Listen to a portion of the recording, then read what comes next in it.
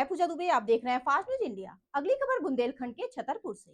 हमारे देश में घूमने के लिहाज से एक से बढ़कर एक ऐतिहासिक और धार्मिक स्थल मौजूद है। इन जगहों से जुड़ा इतिहास या अद्भुत राज लोगों को अपनी तरफ काफी आकर्षित करता है। मध्य प्रदेश को भारत का दिल कहा जाता है। यहाँ घूमने फिरने के लिए काफी खूबसूरत जगहें हैं। यहाँ एक रहस्यमयी कुंड भी मौजूद है जो दुनिया भर में चर्चित है। यह कुंड मध्य प्रदेश के छतरपुर जिले से करीब 70 किलोमीटर दूर स्थित बाजना में मौजूद है। इस भीम कुंड से एक कथा भी जुड़ी हुई है जो महाभारत काल की है। जहाँ द्रौपदी जी प्यास से व्याकुल होने लगी, तब भीमसेन जी ने गदा का प्रहार किया और पानी दिखाई देने लगा। लेकिन कथा के अनुसार भूमि की सतह से जल स्रोत लगभग 30 फीट नीचे था। इस स्थिति में युधिष्ठिर ने अर्जुन से कहा कि अब तुम्हें अपनी कौशल से जल तक पहुंच मार्ग बनाना होगा। ऐसे में अर्जुन ने अपने बाणों से जल स्रोत तक सीढ़ियां बना दी। धनुष की सीढ़ियों से द्रौपदी को जल स्रोत तक गई। इस कुंड का निर्माण भीम की गदा से हुआ था, इसलिए इसे भीमकुंड के नाम से भी जाना जाता है।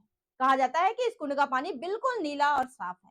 ऐसा भी माना जाता है कि इस कुंड की गहराई में कुएं जैसे दो बड़े छिद्र हैं। एक में बहुत तेजी से पानी आता है और दूसरे से वापस चला जाता है, और यह एक अनसुलझा रहस्य बन गया है। आज भी यहाँ पर दूर दूर से श्रद्धालु घूमने आते हैं। यहाँ पर मकर संक्रांति पर एक विशाल मेला भी लगता है। देखें ललितपुर से district bureau chief channel Vikram Singh की रिपोर्ट। भीमकुंड के प्राचार्य श्री सुरेंद्र शुक्ला जी के साथ।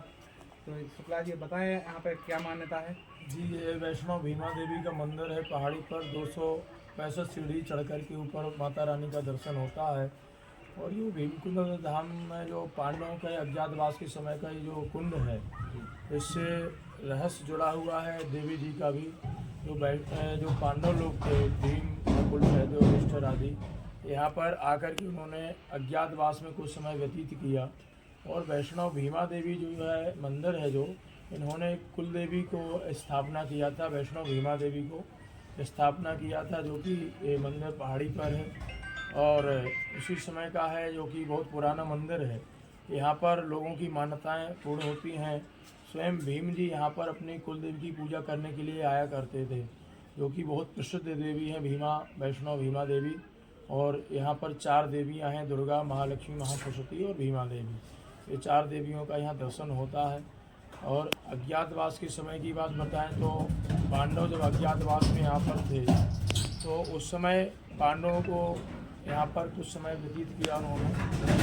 द्रौपदी जी को प्यास लगी हुई थी। द्रौपदी जी ने भीम से कहा कि हमको प्यास लगी है। यहाँ जंगल में भ्रमण करते रहे, उन्हें कई जगह घूमे लेकिन पानी नहीं मिला। तब फिर उन्होंने भीम से पूछा कि यहाँ पर पानी की व्यवस्था की जाए। भीम जी के जो नकुल जी थे, भाई थे, जो वो गणित विद्या में, ज्योतिष में जानते थे। नकुल जी ने भीम जी को बताया कि भैया इस जगह पानी तो है लेकिन बहुत अथाह गहराई में है। तब फिर भीम जी ने अपने गदा से, अपने पराक्रम से, जो शक्तिशाली थे, 10,000 हाथियों का शक्ति उसमें बल था, तो भीम जी ने अपने गदा के प्रयास से पाताल फोड़ दिया। बढ़िया सुंदर नीला पानी निकला कुंड में। कहा पानी तो निकल आया लेकिन अंदर हम लोग कैसे जाएं, रास्ता नहीं है। तो अर्जुन ने बाणों से रास्ता किया। एक बाण उन्होंने चलाया तो रास्ता हुआ, दूसरा बाण सीधा उन्होंने पाताल लोक में छोड़ा, जिससे कि बहुत अथाह गहराई हुई। तीसरा बाण उन्होंने गुप्त रास्ता निकलने के लिए, गुफा के रास्ते से, पांडव फाल के लिए वो रास्ता जाता है, तो उस गुफा के रास्ते से वो लोग पांडव फाल निकले यहाँ से जल पी करके। तो ये यहाँ का रहस्य है। और बताते हैं पद्म पुराण में भी इसका लेख है कुंड के बारे में। पद्म पुराण में बताया है कि यहाँ पर नारद जी महाराज ने तपस्या की। नारद जी की तपस्या के दौरान भगवान विष्णु भगवान प्रसन्न हुए। विष्णु भगवान प्रसन्न होकर के यहाँ पर जल रूप में परिवर्तित हो गए। ये जो जल नीला जल है, इसकी विशेषता यही है। ये नीला जल है इसीलिए है क्योंकि भगवान साक्षात नीलमणि भगवान नारायण है। तो भगवान स्वयं जब जल रूप में परिवर्तित हुए तो इसलिए नीला पानी है। और साक्षात भगवान नारायण का ही दर्शन होता है। दर्शन जब करते हैं कुंड के जल का, तो भगवान के स्वरूप का ही दर्शन होता है। इसमें लोग आते हैं मकर संक्रांति स्नान करने के लिए, गोता लगाते, डुबकी लगाते हैं। इस समय तो वहाँ की व्यवस्थाएं जो है, नहाने की व्यवस्था वहाँ बंद कर दी गई है, क्योंकि कोई घटना भी 1-2 हो चुकी है, इसलिए यहाँ पर बंद कर दिया कलेक्टर साहब के आदेश से। ऊपर स्विमिंग पूल है, शावर नल वगैरह लगे हुए हैं, तो व्यवस्थाएं ऊपर है नहाने की। तो लाखों की संख्या में अभी मकर संक्रांति को लोग यहाँ दर्शनार्थी आए। लाखों की संख्या में लोगों ने स्नान किया, दर्शन किए। और खूब भगवती माता रानी का दर्शन मान्यता किया। है यहाँ पे भूवैज्ञानिकों के द्वारा भी यहाँ जी, पे जी। इसकी कुंड के बारे में गहराई का पता लगाने के लिए हाँ। प्रयास किया गया, तो उसके बारे में क्या है? जी, ये भी है कि जो डिस्कवरी टीम यहाँ पर आई है उन्होंने भी इसका कई बार आकर के निरीक्षण किया, वो किया कि मतलब आखिर कितना गहरा है। तो डिस्कवरी टीम जब 2004 में इंडोनेशिया में नेपाल में भूकंप आया था, उस समय 10-10, 15-15 फीट की जो है बड़ी लहरें आई यहाँ पर। तो डिस्कवरी वालों ने न्यूज़ चैनल वगैरह पर डाला ये घटना यहाँ की, और उन्होंने इसकी खोज की। तो 580 मीटर तक नीचे गए लोग, आधा किलोमीटर से ही ऊपर गए जा करके।